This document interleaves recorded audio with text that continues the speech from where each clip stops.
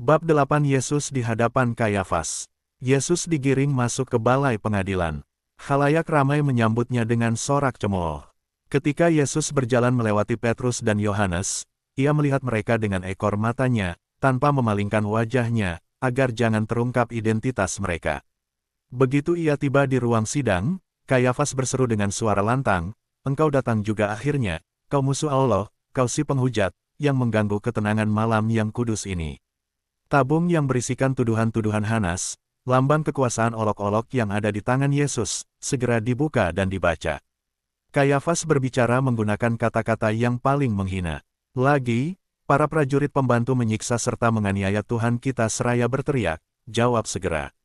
Berbicaralah, apakah kau bisu?" Kayafas, yang perangainya luar biasa congkak dan sombong, menjadi lebih murka daripada Hanas. Ia mencecarnya dengan 1001 pertanyaan. Tetapi, Yesus berdiri di hadapannya diam membisu dengan matanya memandang ke lantai.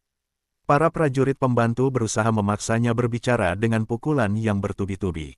Seorang anak yang jahat, menekankan ibu jarinya ke atas bibir Yesus, sembari mengejek menantangnya untuk menggigit. Lalu, para saksi-saksi dipanggil. Pertama adalah saksi-saksi dari kalangan terendah, yang tuduhan-tuduhannya sama kacaunya dan sama berubah-ubahnya seperti yang mereka ajukan di hadapan pengadilan Hanas. Tak satu pun dari tuduhan tersebut dapat dipergunakan oleh sidang. Sebab itu, Kayafas berpaling kepada saksi-saksi utama, yakni kaum Farisi dan kaum Saduki, yang telah berkumpul dari segala penjuru negeri. Para saksi ini berusaha berbicara dengan tenang, tetapi ekspresi wajah dan sikap mereka mengungkapkan rasa iri dan dengki yang memenuhi hati mereka. Terus-menerus mereka mengulang dan mengulang lagi tuduhan-tuduhan yang sama, yang telah dijawabnya berulang kali, bahwa ia menyembuhkan orang sakit dan mengusir setan dengan bantuan setan, bahwa ia mencemarkan hari Sabat, menghasut rakyat untuk memberontak, menyebut kaum Farisi sebagai keturunan ular beludak dan orang-orang munafik, menubuatkan kehancuran Yerusalem, bergaul dengan para pemungut cukai dan orang-orang berdosa, mengumpulkan rakyat dan menyatakan diri sebagai raja, nabi dan putra Allah. Mereka mengajukan kesaksian, bahwa ia senantiasa berbicara tentang kerajaannya, bahwa ia melarang perceraian, menyebut dirinya sebagai roti hidup, dan mengatakan bahwa barang siapa tidak makan dagingnya dan minum darahnya tidak akan memiliki hidup yang kekal. Begitulah mereka memutarbalikkan serta menyalahartikan sabda-sabda yang diucapkannya, pengajaran-pengajaran yang diajarkannya, dan perumpamaan-perumpamaan dengan mana ia menerangkan pengajarannya, menyampaikan kepada mereka persamaannya dengan kejahatan mereka. Namun demikian, para saksi ini saling bertentangan dalam pernyataan mereka. Satu orang mengatakan, ia menyebut dirinya raja, dan segera orang kedua menyanggahnya dengan mengatakan, tidak, ia membiarkan orang menyebutnya demikian, tetapi, begitu mereka berusaha menjadikannya raja, ia melarikan diri. Yang lain mengatakan, ia memaklumkan dirinya sebagai putra Allah, tetapi, orang keempat menyelanya dengan mengatakan, tidak, ia hanya menyebut diri sebagai putra Allah sebab ia melakukan kehendak Bapa surgawinya. Beberapa dari para saksi mengatakan bahwa ia telah menyembuhkan mereka, tetapi penyakit mereka itu kambuh kembali dan bahwa penyembuhannya yang bohong-bohongan itu dilakukan melalui sihir. Begitu pula yang mereka katakan mengenai penyembuhan seorang yang lumpuh di kolam Betsaida, tetapi dengan memutarbalikkan fakta guna mengajukan tuduhan serupa. Namun, bahkan dalam tuduhan-tuduhan ini pun, mereka saling tak setuju, saling bertentangan satu sama lain. Kaum Farisi dari Seforis, dengan siapa ia pernah berdebat perihal perceraian, menuduhnya mengajarkan ajaran-ajaran sesat. Seorang pemuda Nazaret, yang pernah ditolaknya sebagai murid, juga cukup keji untuk mengajukan kesaksian melawan dia. Sesungguhnya, sama sekali mustahil membuktikan kebenaran satu tuduhan pun. Tampaknya, para saksi maju ke hadapan sidang semata-mata untuk menghina Yesus, lebih daripada membuktikan kebenaran tuduhan-tuduhan mereka. Sementara mereka saling berselisih satu sama lain, Kayafas dan beberapa anggota sidang lainnya menyibukkan diri dengan mengajukan pertanyaan-pertanyaan kepada Yesus dan membelokkan jawaban yang disampaikannya menjadi bahan olok-olok. "Keturunan raja manakah engkau? Buktikan kuasamu. Panggillah pasukan malaikat yang kau sebut-sebut di Taman Zaitun itu. Apakah yang telah kau lakukan dengan uang yang diserahkan kepadamu oleh para janda dan orang-orang tolol lainnya yang engkau tipu dengan ajaran-ajaran palsumu? Jawab segera, berbicaralah. Apakah kau bisu?" Adalah jauh lebih bijaksana jika engkau tutup mulut sementara berada di antara khalayak ramai yang dungu, di sana, malahan engkau berbicara terlalu banyak. Segala pertanyaan ini disertai pukulan bertubi oleh para hamba rendahan dari para anggota pengadilan. Andai Tuhan kita tak ditopang dari atas, pastilah ia tak akan bertahan hidup karena perlakuan yang demikian. Beberapa saksi yang tak bermoral berusaha membuktikan bahwa ia adalah anak haram, tetapi yang lain memaklumkan bahwa bundanya adalah seorang perawan yang saleh, perawan Bait Allah, dan bahwa sesudahnya mereka menyaksikannya bertunangan dengan seorang yang takut akan Allah. Para saksi mencela Yesus dan para muridnya karena tidak mempersembahkan kurban di Bait Allah. Memang benar bahwa aku tidak pernah melihat, baik Yesus maupun para muridnya, mempersembahkan kurban di Bait Allah, selain dari anak domba Paskah.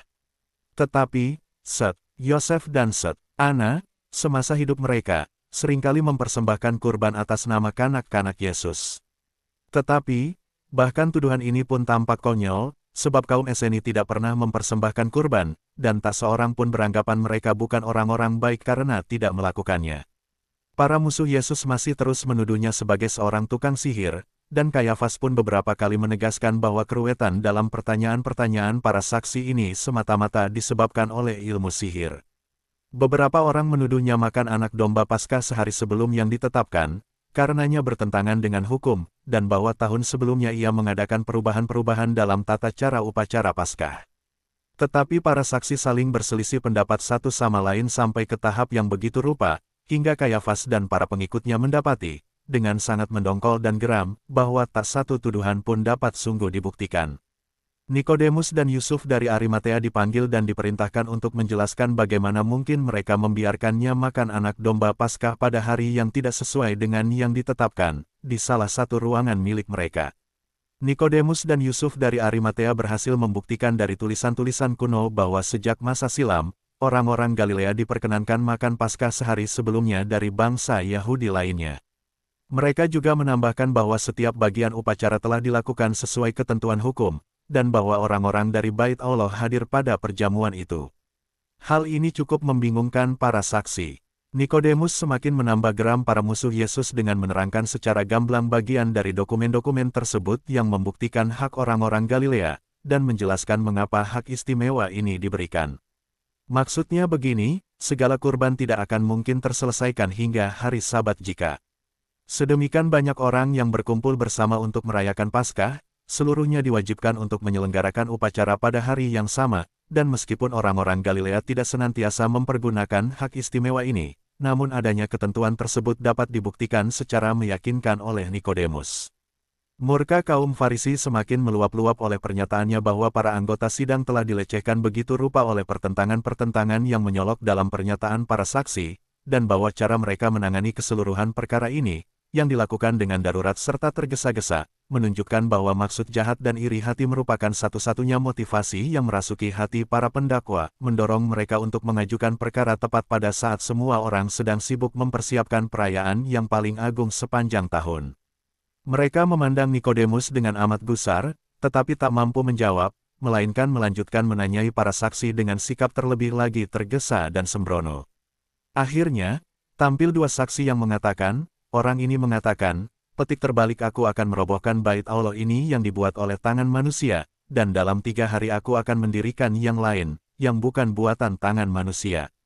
Tetapi, bahkan kesaksian ini pun menimbulkan pertentangan pendapat di antara para saksi, sebab seorang mengatakan bahwa si tertuduh hendak mendirikan suatu Bait Allah yang baru, dan bahwa ia makan perjamuan Paskah di suatu tempat yang tak lazim, sebab ia menghendaki robohnya Bait Allah yang lama.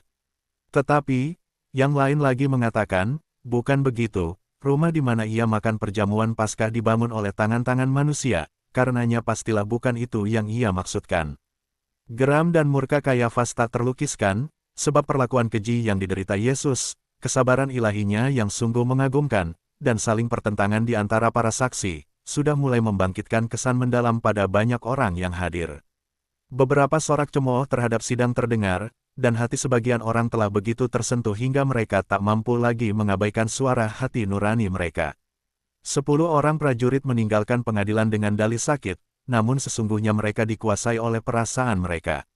Ketika berjalan melewati tempat di mana Petrus dan Yohanes berdiri, mereka berkata, ketenangan Yesus dari Nazaret, di tengah perlakuan yang begitu keji, sungguh di luar batas manusiawi, mampu mencairkan hati baja sekalipun.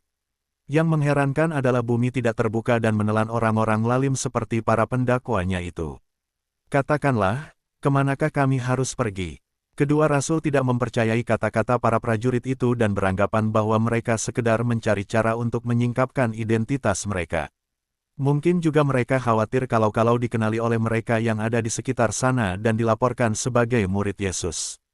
Jadi, mereka hanya menjawab dengan nada sedih, "Jika kebenaran memanggilmu, ikutilah, maka segala sesuatu akan datang dengan sendirinya." Segera para prajurit itu keluar pengadilan dan meninggalkan Yerusalem tak lama sesudahnya. Mereka bertemu dengan orang-orang di pinggiran kota, yang mengarahkan mereka ke gua-gua yang terhampar di selatan Yerusalem, di seberang Bukit Sion, di mana banyak dari para rasul menyembunyikan diri. Para rasul pada mulanya sangat terkejut melihat orang-orang asing memasuki tempat persembunyian mereka. Tetapi, para prajurit itu segera melenyapkan segala ketakutan mereka dan menceritakan kepada para rasul mengenai sengsara Yesus. Murka Kayafas, yang telah membuatnya frustrasi, mulai meledak oleh pertanyaan-pertanyaan kedua saksi terakhir yang saling bertentangan itu. Ia bangkit dari kursinya, menghampiri Yesus dan berkata, "Tidakkah engkau memberi jawab atas tuduhan-tuduhan saksi-saksi ini terhadap engkau?" Yesus tidak mengangkat mukanya ataupun memandang pada imam besar. Hal ini membuat Kayafas naik pitam hingga puncaknya. Para prajurit pembantu menangkap isyarat ini. Mereka menjambak rambut Tuhan kita, menarik kepalanya ke belakang, lalu mendaratkan pukulan-pukulan di bawah dagunya. Tetapi, tetap saja Yesus menatap ke lantai. Kayafas mengedangkan kedua tangannya dan berseru penuh amarah, "Demi Allah yang hidup, katakanlah kepada kami, apakah engkau Mesias, Anak Allah, atau tidak?" Terjadilah suatu jeda yang hening dan tegang beberapa saat lamanya. Lalu, Yesus dalam suara yang agung dan ilahi menjawab, "Engkau telah mengatakannya. Akan tetapi, aku berkata kepadamu, mulai sekarang kamu akan melihat Anak Manusia duduk di sebelah kanan Yang Maha Kuasa dan datang di atas awan-awan di langit." Sementara Yesus mengucapkan kata-kata ini, aku melihat suatu sinar terang menyelubunginya. Surga terbuka di atas kepalanya. Aku melihat Bapa yang kekal, tetapi tak ada kata-kata manusia yang dapat menggambarkan pemandangan gerak batin yang kala itu menguasaiku dalam penyerahan diri total kepadanya. Aku juga melihat malaikat-malaikat dan doa orang-orang benar membubung naik ke hadapan tahta Allah. Pada saat yang sama, aku merasa jurang neraka menganga lebar bagaikan sebuah meteor yang bernyala-nyala di kaki Kayafas. Jurang itu penuh dengan setan-setan mengerikan, hanya suatu kabut tipis saja yang tampak memisahkan Kayafas dari kegelapan neraka. Aku dapat melihat angkara murka iblis yang menguasai hatinya, dan seluruh kediamannya tampak bagiku bagaikan neraka.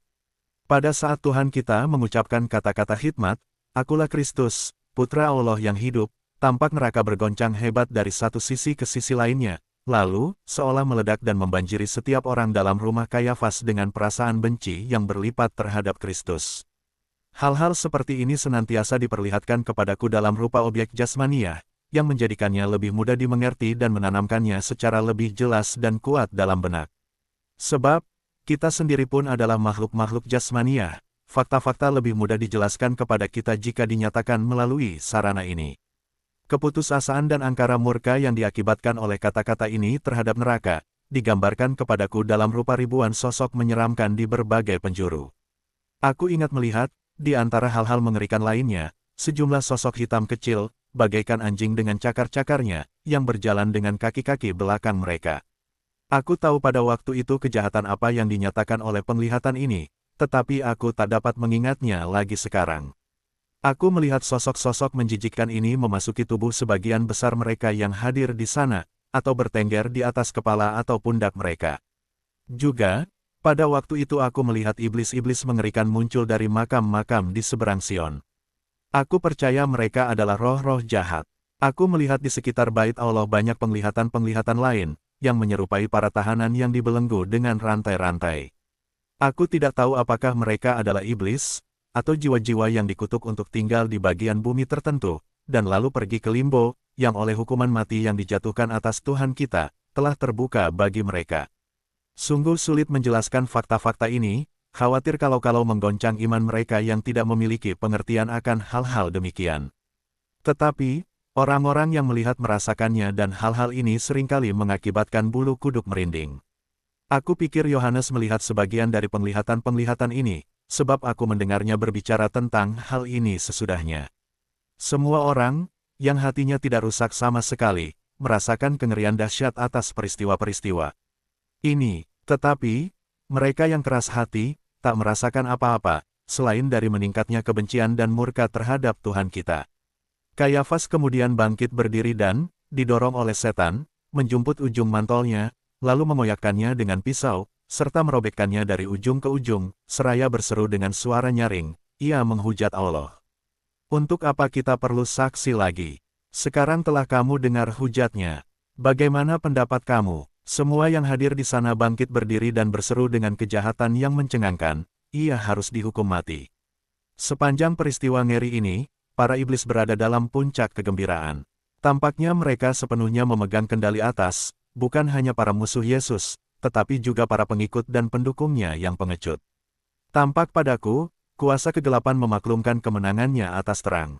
Sedikit di antara yang hadir, yang dalam hatinya masih tersisa seberkas cahaya samar, dihinggapi ketakutan luar biasa hingga mereka segera beranjak pergi dengan menyelubungi kepala mereka. Saksi-saksi dari kalangan yang lebih tinggi tak sekeras yang lain, hati nurani mereka terkoyak oleh sesal mendalam. Mengikuti jejak orang-orang terdahulu, mereka meninggalkan pengadilan sesegera mungkin. Sisanya berkerumun sekeliling perapian di Serambi, makan dan minum setelah menerima upah penuh atas apa yang telah mereka lakukan. Imam besar kemudian berkata kepada para prajurit pembantu, "Aku serahkan raja ini ke dalam kuasa kalian. Berikan kepada si penghujat ini ganjaran yang setimpal baginya." Setelah mengucapkan kata-kata tersebut, ia mengundurkan diri bersama para anggota sidang ke dalam ruangan bundar di belakang ruangan pengadilan, yang tak terlihat dari Serambi. Di tengah duka cita pahit yang meliputi hati Yohanes, pikirannya melayang kepada Bunda Yesus. Ia khawatir kalau berita ngeri hukuman mati atas diri putranya disampaikan kepadanya dengan tiba-tiba, atau bahkan mungkin para musuh menyampaikannya dengan cara yang keji tanpa perasaan. Sebab itu, ia menatap Yesus dan berkata dengan suara lirih, "Tuhan, Engkau tahu mengapa aku meninggalkanmu." Pergilah ia bergegas mencari santa perawan, sebab ia diutus oleh Yesus sendiri. Petrus dikuasai oleh perasaan cemas dan duka, yang menyatu dalam tubuhnya yang penat letih, membuatnya menggigil. Sebab itu, sementara dinginnya fajar mulai merayap, ia pergi ke perapian di mana banyak orang berdiam menghangatkan diri. Sedapat mungkin ia menyembunyikan kesedihan hatinya dari hadapan mereka, sebab ia tak dapat memutuskan untuk pulang dan meninggalkan gurunya terkasih seorang diri. Sumber, The Dolorous Passion of Our Lord Jesus Christ from the Meditations of Anne Catherine Emery. Diperkenankan mengutip menyebarluaskan artikel di atas dengan mencantumkan, diterjemahkan oleh Yesaya, www.indosel.net/Yesaya.